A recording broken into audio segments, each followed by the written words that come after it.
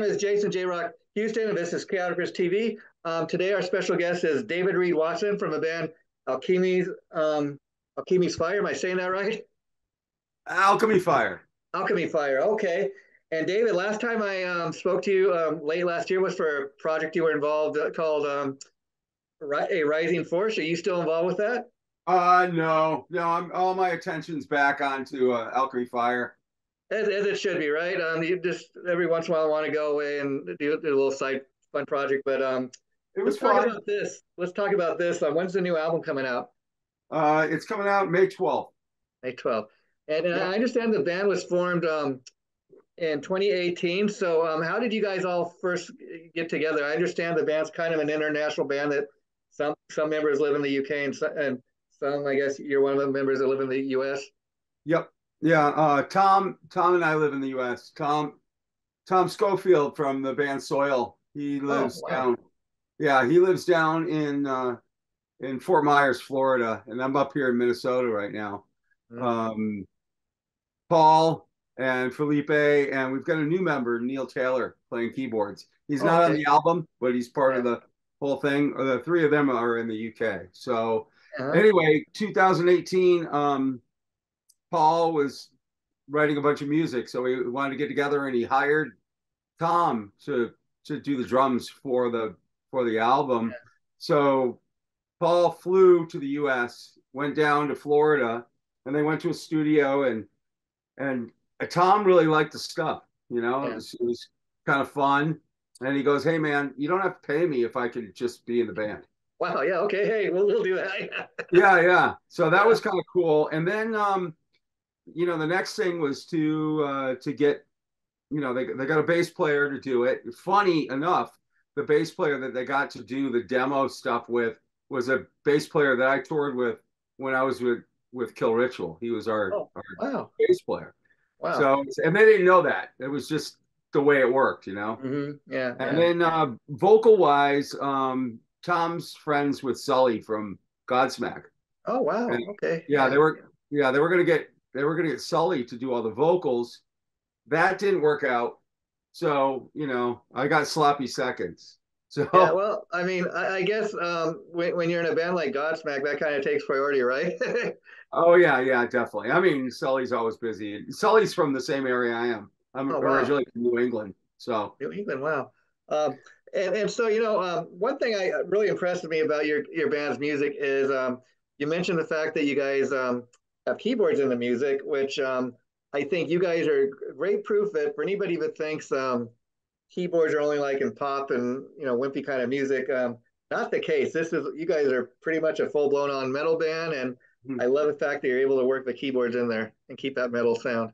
yeah, thank you. It's yeah, that's there aren't a lot of bands that do that anymore, Yeah. but we're all, I mean, myself and Neil, we're very much into the prog Yeah. type Yeah. music, Emerson, Lake of Palmer, stuff like that from back in the 70s. And you know what, the direction of the band was really unsure when they got me, because I'm a singer, and I think they were looking for, at the time, looking more for someone like Sully, Yeah. Yeah. just a um, so they kind of revamped the music around, and Paul actually flew out to Las Vegas, where I was living at the time, and just to meet up with me, hang out with me for a week. And then after hanging out for a week, he goes, "Why don't you come to England?" And so I basically moved to England. I moved to the Nottingham area for about half a year, Wow. and we went to Misha Nikolik's studio, which he's the guitar player for Wishbone Ash. Okay. And, Okay. Yeah. yeah, so we went and recorded all the vocals at Misha's place. So I got to spend half a year in England just writing lyrics and Had you ever been to England or anywhere in Europe for that matter before? yeah, oh yeah. I toured with Kill Ritual in Okay. Europe, and also when I was in the Marines, I I've been to England. I went all over Europe before, but I love Europe. I absolutely So love it. now, from a guy that's lived most of his life in America, I mean, you said you've spent time in Europe and that, but to actually, kind of be living there while you're recording this album, what was that like? I mean, was it hugely different from living here in the United States? Would you say it does it take Yeah, some getting used to? not really getting used to it. It was kind of like a homecoming for me because um, it reminded me of New England in the Yeah. 1970s. Oh wow. Yeah. It was really kind of laid back. The people aren't as busy. You know, yes, of course, you've got busy cities with kids Yeah. and in Nottingham and Birmingham and what have you, but a lot of the little hamlets, you know, you go and Yeah. hang out and have a pint and just talk with people, and it was great. Yeah, this might seem like a silly question because I'm, like you said, you've been there before, but did it take any getting used to as far as like the fact that they drive on the opposite side of the road and all that? Well, you can ask Paul about this. The first day I took Paul's car out to drive, Yeah.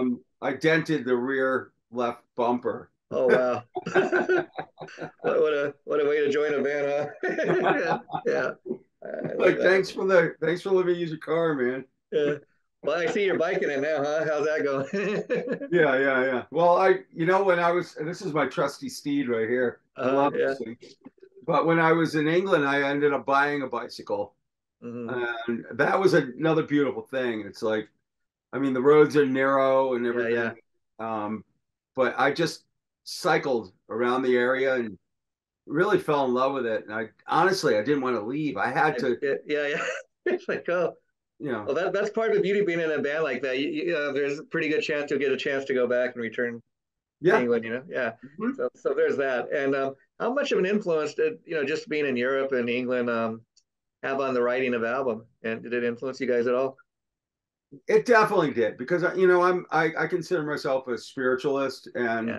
and being in that kind of nature, um, I would literally sit next to this old big tree and sit there and have coffee and just write lyrics and listen to birds, and it was very peaceful, much different than Las Vegas. So I'm sure that that had an impact on the writing for sure. Also, so you live in Vegas, so that's interesting because I know Vegas has become kind of what they call, music, music city, where a lot of the '80s rock guys and a lot of the hard rock guys are living in Vegas now. And I understand it's a type of place where, like, as a musician, you could pretty much walk in any casino and maybe you could join in on a jam or something that night. Have you experienced any of that? Yeah, I was when I moved to Las Vegas in 2013. I moved there from Los Angeles, Yeah. and I remember going to see a band there called the Sin City Sinners, and Oh yeah. Wow. I'm aware of who they are. Yeah. and the I was there, and the first night I was there, the bass player, no, the one of the guitar players for the band, I forget, bass player or guitar, I don't know what he was playing at the time, Yeah. Yeah. but it was a guy named Zach Throne. Zach plays guitar now for Corey Taylor, Yeah. Yeah. Yeah. and Zach came up to me, gave me a big hug, gave me a kiss, and he's like, "Where are you from?" And I go, I'm here from Los Angeles." And he goes, "You're gonna move here." I go, "I don't think so." And Uh, within about a week, I had packed all my stuff and left LA. well, he knew something. See, and I'm sure everywhere you go, you must get that response. Yeah, yeah, you must. The way you look, you must play in a band or something. Yeah, it's kind of. I mean, if you saw my Marine picture, it's a little bit different, but Yeah, yeah, yeah. yeah. So, how long were you in the Marines for, and what was that experience like for you? It was beautiful. I kind of followed family tradition. You know, I Uh, come from a whole family of Marines, and mhm. so I joined right out of high school, Wow. and within a year, I was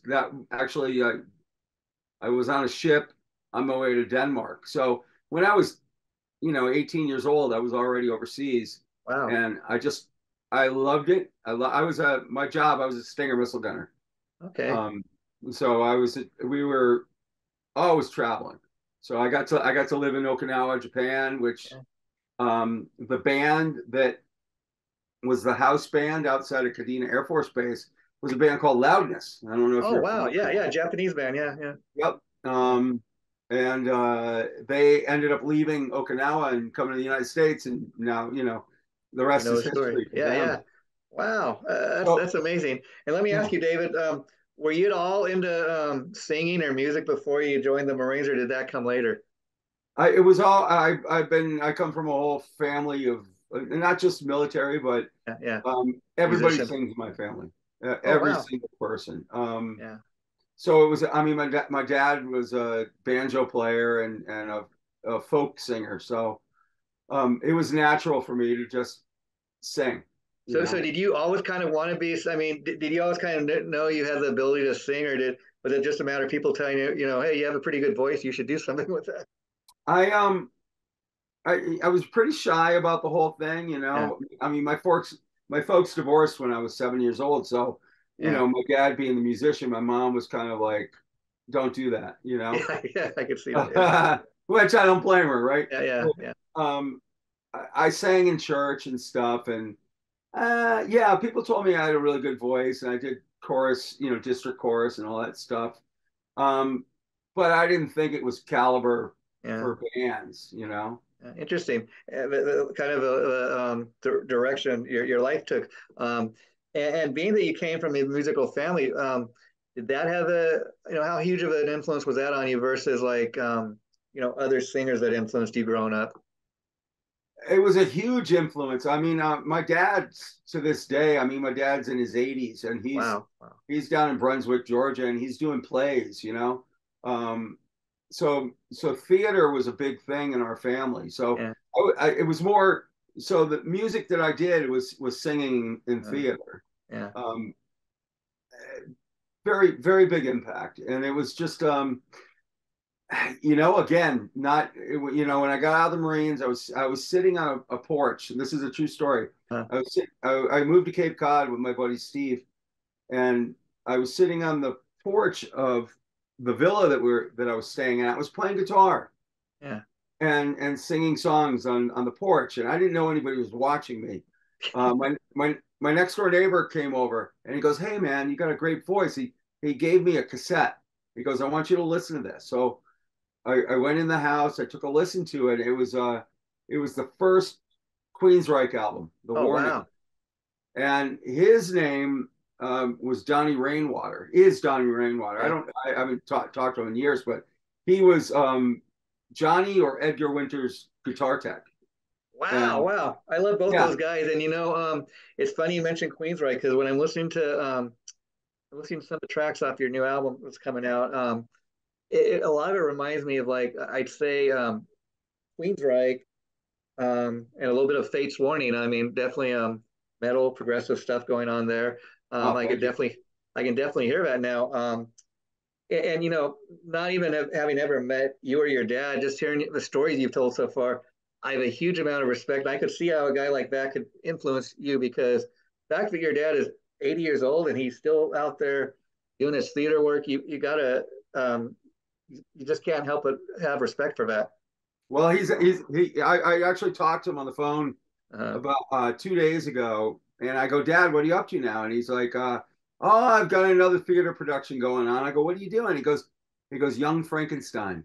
I love it. Wow, wow, yeah, yeah. Yeah, In fact, I mean that's a classic movie, and I that's one of my favorite all time movies, and it's a great Mel Brooks film, and just one of the funniest movies I ever seen. I tell you, and but let me interject here. I don't want to. My dad was a very huge influence on me, but my mother was as well. My yeah, of she course, did she didn't really push me in the direction of music, but yeah, um, I learned a lot of discipline from her, and I learned a lot about life from her. I mean, yeah, she was a single mom raising kids and went to college, got her degree, yeah, the whole work. So I think I got a lot of that discipline, from her, and that keeps me going in the music world too. Another, if I may, another sure, sure. another vocalist that I really respect is Jeff Scott Soto. Oh Is yeah, yeah, Jeff has got this unending drive, and so I kind of try to follow in his shadow. He doesn't really know me from Adam, but I yeah, kind of, yeah. I'm just like, But look at the range that guy's got as a singer. I mean, he's done everything from playing with Yngwie Malmsteen, Journey. I hear yeah, now he's got a new band with Michael Anthony and Phil X. So Yep. I'm looking forward to hear what that is, when it Yeah, comes out. he never stops, So when I did the Arising Lightning Force. Force Yeah. stuff, again, I'm following in Jeff's shadow. It's like when we don't have work, we just keep It's working, a way just to keep keep your grinding. name out there. Yeah. And Yeah, it's like, in fact, I want to thank our mutual friend, the Lord of PR, for setting this up today because he's given me a lot of great interviews over here. In fact, when he was telling me, setting today's interview up, he's telling me you were a member of a band I was going to talk to. Oh, yeah, I talked to David before. Wow. And so right away, you connect the two. And that's at least fan wise, that's what you want the fans to do. Oh, yeah, that's the singer that did that. And now he's doing this. yeah, And it's all a little different, but it's all David Reed Watson. They'll remember the name. yeah, yeah. Just listen to any of the bands I've done in the last, Kill Ritual. That was a great Uh, band that I was with for a little while, in the touring and whatnot. And yeah. I'm a lyricist, and that's that's my main focus is getting a good message out. Yeah, So and so David, that leads me to my next question. Being the singer, you obviously are very involved with the songwriting. So let's talk a little bit about that. Like, as far as the songs on this new album, like, were they all written around the same time? What's your process when you start writing for an album? Is it just kind of do you get inspiration from maybe something took place in your life, something you heard in I, the I news, or I'm going to steal something from Jack White. okay, And Jack White had said this, and it really resonated with me. And they asked him about songwriting, and Jack had said, he goes, I'm really not a songwriter. yeah, I'm more of an interpreter." And okay, and yeah, and they go, "Well, what do you mean by that?" He goes, he believes that every message, every song, every thing is created out in the ether, and we just tap in yeah, and allow it to come in. So it sounds woo woo, but honestly, I don't know where the lyrics come from, and some of them are lessons for myself that yeah. I'll read back and go, "Oh man, that's why I screwed up." Yeah, and you mentioned interpretation, and you take that a step further. I mean, I'm sure when the album's released, people are going to buy the album. People are going to be listening to the lyrics and stuff, Yeah, and maybe somebody's going to listen to a song the first time around, and they're going to think it's about something totally different. Their interpretation, maybe even based on their life story, yeah. and maybe have a fan come up and ask you about that, and you say, well, that's not really what it was written about, but I love the fact that you found a different meaning. It means something different to you. You know. I agree. I agree completely. Well, when I was with Kill Ritual and I think we were in North Carolina or something like Yeah, that. And a guy and his son came up to me, yeah, and and it was crazy because I think this is the only time this has happened in my life. yeah. Um, I'm singing on stage, and there's a kid out in the audience singing my words back to me. Wow. Yeah, And my first thought was, "Don't screw up." Then my second thought was like, "That's pretty cool." So I got to talk to them afterwards, and they did that. yeah, They were like, "Yeah, the song means this to me," and I didn't go, yeah, "Well, that's yeah, not what it's about." I yeah, just yeah, said, yeah, "That's yeah. great. That's I mean, great." I've had many people tell me that over the years that I've interviewed is I don't want to really ruin it for anybody, so I don't like to talk what it's about. If they ask me, I'll offer it up. But a Yeah. lot of people tell me too, it's kind of trippy that you hear what somebody else's interpretation of your song is, and like, wow, I never looked at it. But okay, I could see that Yeah, maybe. yeah. Like I'll get something back from it from their interpretation. Yeah, yeah. Maybe some I needed to know. But yeah, I will never step on anybody's toes, and that's the beauty of music. It's all personal to us, anyways, right? Yeah, yeah, sure. And that's got to be an amazing feeling, as you said, to be up there on stage. And it's one thing if you're like in a mainstream band and you've been around for, you know, um, 15, 20 years and your songs are all over radio. But if you're an up and coming band like you're in, and people are singing the music to you, and you're up on stage, you're like, wow, we've made a connection. This person, they we're not a band even that's played on the radio all the time, but this person knows the music so well, they're singing my song. Yep. Yeah, Yep. yeah. and Meant that's a lot. Meant a lot. and so what are the plans once the album comes out, as far as, because guys do live in different parts of the world, as far as any plans for live shows or any kind of touring? Yeah, label has already talked about us getting together. Like the guys will probably come over from England first, Uh-huh. and we'll probably. I'm just speculating. I'm thinking Yeah. we're probably going to congregate down at Tom's house down in Fort Myers and probably start a tour in the U.S. They said that we're going to tour the U.S. first, and then Okay. Europe will be after that. Yeah. And you And know, so would you consider yourself an original member of the band? Because you said originally they wanted solely Erna, but like, have they recorded any songs to anybody else other than you? no, no, I'm the only guy. Oh, great.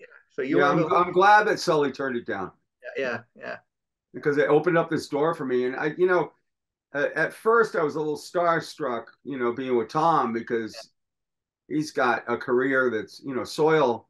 I mean, they're huge, yeah, and so, but now we're all friends. We've all become really good friends, and it's funny how the puzzle has yeah, gone together. Like we got Felipe to play bass for us. He's not on the album, but yeah. He's in the he's band. he's amazing. Five, six string bass. He's a six string bass player, Wow. and he's a monster. He's a So he's taken some of our songs and he's sent them to us, and he goes, "This is how we're gonna play it." And we're going, "Oh Yeah, man, I wish you would have been on the album." yeah, yeah, And same with Neil. Neil's played with a bunch of big players over in the Birmingham area, yeah, and it's great that now all the pieces of the puzzle are put together. And after all this time since 2018, and then me in 2019, I honestly I didn't know it was gonna come to turn out like fruition this. at all. And then all Yeah, of a sudden, yeah. boom! And what's that like to go from, you meet your bandmate when you get the initial offer to join the band, and you're kind of starstruck like that, and you're like, oh man, I was listening to this guy's album. What's it like to go from that to being in a band with the guy to creating music with him? It's fantastic. I didn't. At first it was like he's not gonna like me, you know, because his singer was in Drowning Pool as well. Well, Yeah, yeah, which like I had auditioned for Drowning Pool back in like yeah, yeah, when they were looking for a singer. I think it was 2010 or something like that, and or maybe 13. I forget, but yeah. I remember throwing in audition tapes and not getting Mm. selected, but his singer did, and it was like so I didn't know if he was going to like me at all, and he actually loves my voice, which is great. Yeah, I was gonna And say you shouldn't have any lack of self confidence because man, as a singer, you got it, and you just got to hope it's a matter of finding the right band that will fit what you're doing, and yeah. it seems like you have. It's amazing. Some of the people I've interviewed recently, this guy, he's a guitar player. He just goes by the name Don. He signed to Pavement.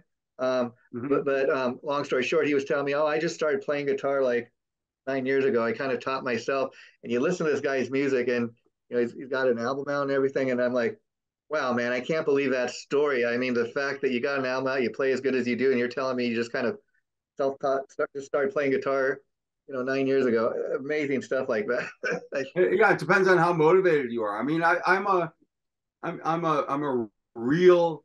I don't want to say I'm a slow starter, but Yeah, I kind of did it backwards. I going in the Marines and having a corporate job. I was a graphic designer for 25 years. yeah, And I really didn't get I really didn't get the push to go full on into music until my sister Darlene uh, was dying.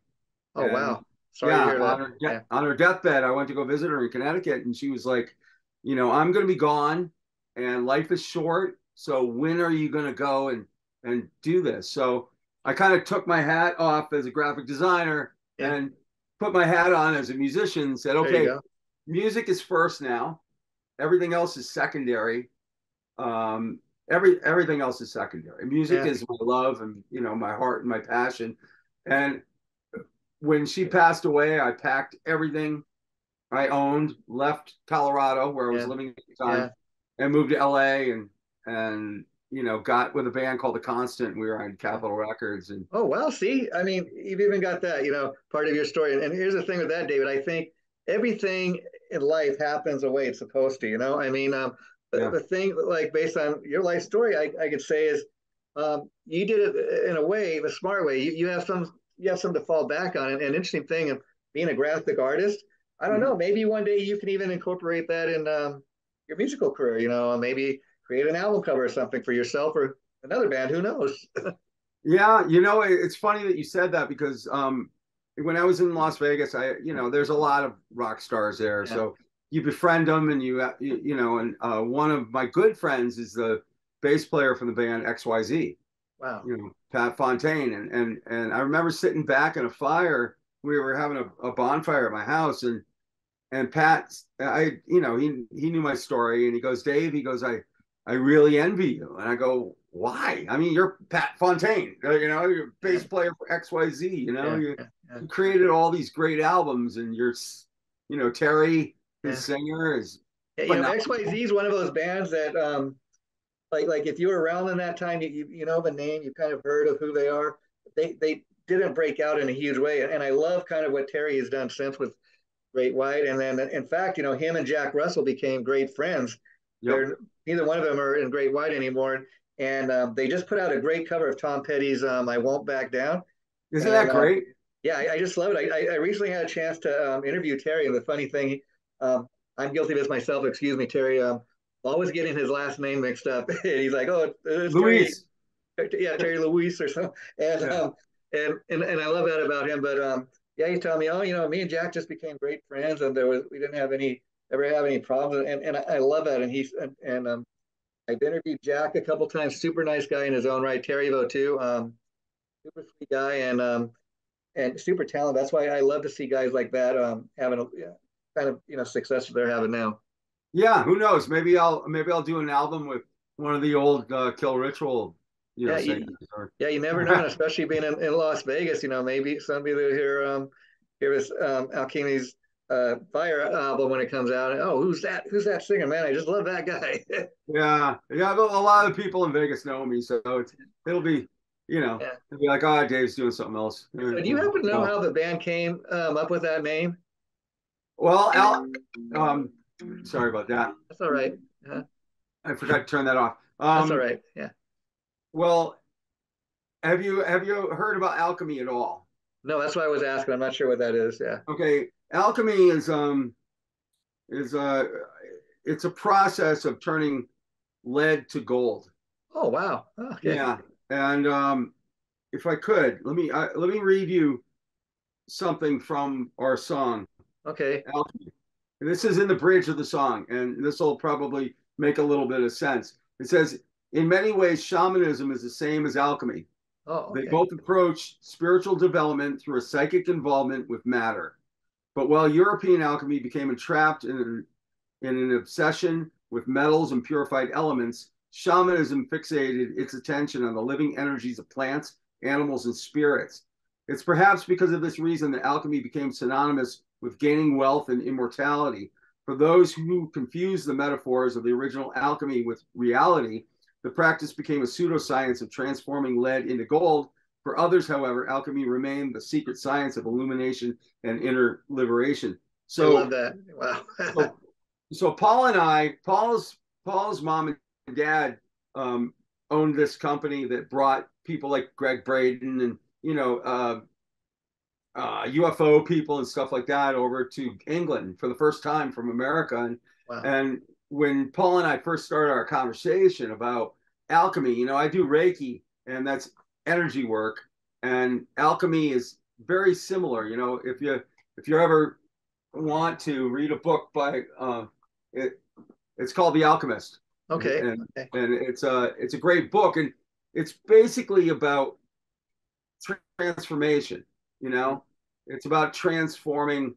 In the shamanism, it's transforming yourself into a better person, Yeah. into a more of a being that is more connected with the earth. I love that. This is like thinking man's metal. I love, when you can educate people stuff like this that they wouldn't Yeah, typically think of on their own through the music you create. yeah, and not all the songs are about Oh, alchemy. I yeah, mean, yeah. I write a lot of songs about Native Americans, because I'm very But you're connected. even What's even that? as a fan listening to this music, um, it's not like that's why I was getting ready to say that the band does not sound like every other metal band I've heard before. In fact, I think one thing you really got going for you guys is you got a great original sound. Like, I hear elements, like I said, of Fates Warning and Queensryche, but it's not like you're trying to be a Queensryche clone. You got your own thing going. You got your own sound. It's just kind of little elements of a sound. Yeah, I can't be Todd Latour. Yeah, yeah, yeah, yeah, yeah. And you don't want to be, but my point is, everybody you listen to their music, you can obviously hear a little bit of their influences. But I Yeah, listen to stuff and it's got an original, fresh sound. I think that might be part of the reason why is even what you base your lyrics aren't isn't typical of what every other metal singer writes a song about. yeah. I wanna be able to connect with people, and I, Like, I like want because the metal community isn't. I think that the people in general think of metal as like evil, and yeah, and yeah, you know what? Some of the best people I know are metal fans, yeah. and they're the most generous, the most loving and caring people. I think metal is such a dark side, in its interpretation It's always because kind of been the really, underdog. Yeah, yeah, that's usually where all the misfits go. yeah, yeah. You know, they found their tribe and they stick. He's he's a long hair. He's a devil worshiper. Yeah, yeah. I Oh, mean, believe me. yeah, I've heard like Geezer Butler from Black Sabbath talk over the years about that. That's something he always kind of toyed with the imagery of Black Sabbath. Everything was dark. He'd always make a point of like wearing a cross, and people kind of question, "Wait a minute, are you a Christian or do you worship a devil? Which is it?" Right. And I, Yeah, I think my point that I want to get across to people is, yeah, I've said this in my blogs and stuff before, is like I don't believe in good and evil. yeah, In Hermeticism, they yeah, they talk about the a spectrum. Like you look yeah, at a spectrum of hot and cold. yeah, Where does it become hot and where does it become cold? yeah, Well, they both overlap. yeah, So good and evil are the same. Good and bad are the same. They're just different variations of each yeah. other. I mean, I kind of agree a lot with what you're saying. I mean, like one of my favorite Black Sabbath songs, "Heaven and Hell," which of course Ronnie James Dio song. Um, he's kind of talking about that, but I kind of think what point he's trying to make is, let's be honest, there are good people and there are bad people in the world. Then there are people that are kind of in between. But I don't think a person. I mean, there are some cases where maybe a person is really really evil and they don't belong in the maybe they do belong in prison, but there are people on the flip side that are just as good, like you're saying, and I don't think because somebody listens to heavy metal music that makes them a bad person. I would say get to know the person first, and then you can kind of decide what kind of person they are or aren't. Right, right. Yeah, yeah, It's like I said, I don't believe in good or bad, yeah, or good and evil, whatever. I believe in what works and what doesn't work. yeah, yeah, And because you might think something's evil, yeah. but I might think it's okay. So who's wrong? And again, it depends on the person's life experience. I mean, you're talking about the world's currently very divided, and you hear people. I watch the news every day talking about oh how awful rich people are and this and that, and they're selfish. They only think of themselves. Well, some rich people may be like that, but not every single rich person's evil or bad. I think it's more about having a conversation. Hello, neighbor. How you doing? Is Yeah, there anything I can help you with? And I think people need to make more of an effort rather than being polarizing and having their pride, as you say. Like oh, I'm on whatever this team is, and I don't want nothing to do with these people. To me, that's wrong. You need to come together, at least have a conversation, and then you can right. decide, if you want to know that person or not. But to just kind of prejudge somebody because they listen to a certain type of music or because they voted a certain way. I mean, I hear stuff all the time on TV. Anybody votes for this person, they're a racist or whatever. I mean, again, that's generalizing, Yep, yep, because I think no matter what side of the aisle you're on, this is just talking politics for a little bit.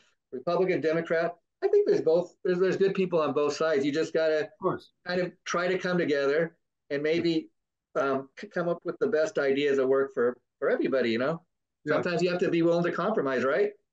Well, that's it. It's compromising, and it seems in this world of polarities that we have right now, people are unwilling to compromise. But I'm very, being a spiritualist, I'm very much uh, in the understanding of the yin and the yang. Yeah, yeah, yeah, The yin and yang, whatever yeah, you want to yeah, call it. yeah, yeah, yeah, The You have to have one. Like there has to be good and there has to be yeah, bad, right? Because yeah, how would we measure what's good? yeah. And If I'll tell you, everything is David, good, yeah, initially, plan to talk to you, Dave, about this band you're in, this new album you have coming out. And we talked some yeah, about that, but I've also enjoyed this other side of the conversation because you made me think of things that I might not have otherwise have, thought to good, discuss. Yeah, good. yeah. And that's the whole point of doing something like this. So, how did COVID affect the recording of the album? Did that get in the way at all? Uh, Not really, not really. I mean, because I had already done Most of the I, vocals. I already did the vocals before COVID, and same thing with the drums and the guitar. So when we laid down the bass, that was a guy named Tim. He was in England already, so he just went up Okay. to Misha's studio and recorded the Yeah. bass. It wasn't, you know what? The Brits weren't as COVID crazy as we were over here. That's good. That's good for you guys, and I'm glad to hear that. And, Yeah, and last question before I let you go, David. You guys got any plans to release a video for any of the songs? we already have one. We've got the song Alchemy. It's a lyric video, so you can see Okay. it. And I'll be what I sure to. read you Yeah, is in that video as well. So I'll be sure to post that on our site when we post the interview, which hopefully the interview will be going up in the next week or two. Once it goes okay, up, I'll be sure to let you know, and please feel free to share it. I just want to say, David, once again, the second time I've interviewed you, and it was fun doing it this way, where I can actually see you this time. And I just want to say you're welcome back anytime. So once the album's been out a little bit, let's have you back, and we can talk about how people have been responding to it. that'd be great. I hope everyone loves what we did. Hey, you take care, my friend. It was great getting to talk to you again. Take care. Take care, man. Thank Bye you. bye.